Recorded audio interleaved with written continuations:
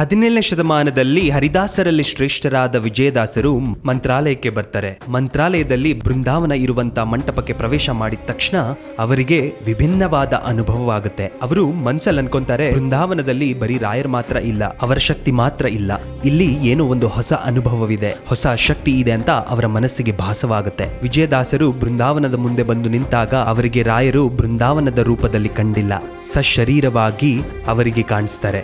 ಅಷ್ಟೇ ಅಲ್ಲ, ಅವರ ಜೊತೆ ರಾಮದೇವರು, ಹನುಮದೇವರು, ಕೃಷ್ಣದೇವರು ಕಾಣಿಸ್ಕೊಂತಾರೆ ಪ್ರತ್ಯಕ್ಷವಾಗಿ. ಇದನ್ನ ಕಂಡ ವಿಜಯದಾಸರು ದಿಗ್ಭ್ರಾಂತರಾಗೋಗ್ತಾರೆ. ಅವರಿಗೆ ಆಗ ಅನ್ಸ್ತು, ರಾಯರ ಬೃಂದಾವನದಲ್ಲಿ ರಾಯರ್ ಮಾತ್ರ ಅಲ್ಲ, ದೇವಾನುದೇವತೆಗಳು ನೆಲೆಸಿದ್ದಾರೆ ಅಂತ. ವಿಜಯದಾಸರು ಮಂತ್ರಾಲಯಕ್ಕೆ ಬಂದಿದ್ದ ಈ ಸನ್ನಿವೇಶವನ್ನ ಅವರ ಕೃತಿಯಲ್ಲಿ ರಚನೆ ಮಾಡಿದ್ದಾರೆ. ನಾವು ಮಂತ್ರಾಲಯಕ್ಕೆ ಭೇಟಿ ನೀಡಿದಾಗ ಅಥವಾ ರಾಘವೇಂದ್ರ ಸ್ವಾಮಿಗಳ ಮಠಗಳಿಗೆ ಹೋದಾಗ ಆ ದೇವಾಲಯದ ಪ್ರವೇಶ ಆಗ್ತಿದ್ದಂತೆ ನಮ್ಗೆ ವಿಭಿನ್ನವಾದ ಅನುಭವಗಳಾಗತ್ತೆ. ನನ್ಗೂ ಕೂಡ ಆಗಿದೆ, ನಿಮ್ಗೂ ಕೂಡ ಆಗಿದ್ಯಾ? ಹಾಗಾದ್ರೆ ರಾಯರಿದ್ದಾರೆ ಅಂತ ಕಮೆಂಟ್ ಸೆಕ್ಷನ್ ಅಲ್ಲಿ ಹಾಕಿ.